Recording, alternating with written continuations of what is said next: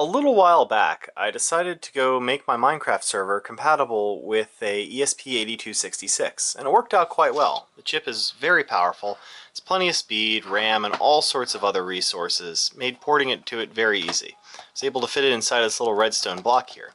If you're curious about that video, you can click on it right here. Somewhere in that video, though, I said I think this is the world's smallest Minecraft server. And at the time, I might have been right. But not anymore, because here is a little AVR. It's a ATmega32U2, and it is probably the world's smallest Minecraft server now. You can see it compared to like the sizes of the keys on my keyboard, and there it is in my hand. And it's actually a lot more tough to get a Minecraft server to run on here. The ATmega32U2 only has 1 kilobyte of RAM and 32 kilobytes of flash. That 1 kilobyte of RAM is where the tough part is. So as you can see here, it's very small, very compact. And it has on the back this little USB port. It's actually the male side. This is the first time I've ever actually tried making a circuit board with USB on the back, but it surprisingly just worked first time. Not very well. There's some changes I would make. I need to shorten up the pads and change them around a little bit. But it works. So if I plug it into my computer, boop. If I go over here and I say dmessage,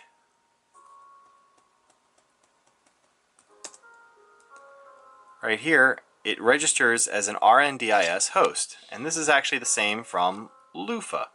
It's the first time I've ever used Luffa, and I'm really annoyed at how bloated Luffa is. I don't understand how they can get away with calling it lightweight, considering its absolute ridiculous size. Including the fact that they include a TCP/IP driver that expects you to do things like copy the buffers around. I mean, what do they think they are? They expect like more than 4 kilobytes of RAM? So I ripped most of that out and put in my own TCP/IP driver. I called it TCP_awful.c because it doesn't even bother retransmitting or anything else. It just, oh, well, too bad. But it works.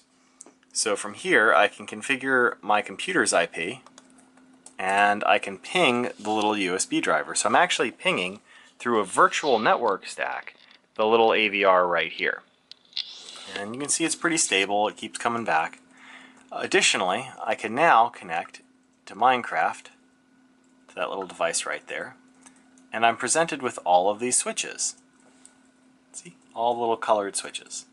And for all these switches, I can actually flip it and it'll do something. So let's turn out the lights here.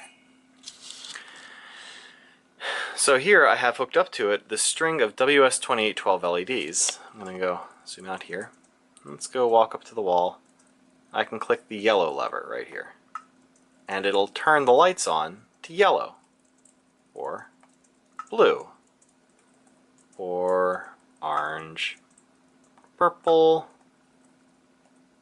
And by the way, this is super duper horrible. The stack, actually, I think there's some smashing going on, and there's just not enough RAM to do this right, and I'm also didn't really put a lot of effort into it, so it's just awful. And it does work though. Proof of concept that I think I now have the world's smallest Minecraft server. Despite this being an awful project, I hope you guys liked the video.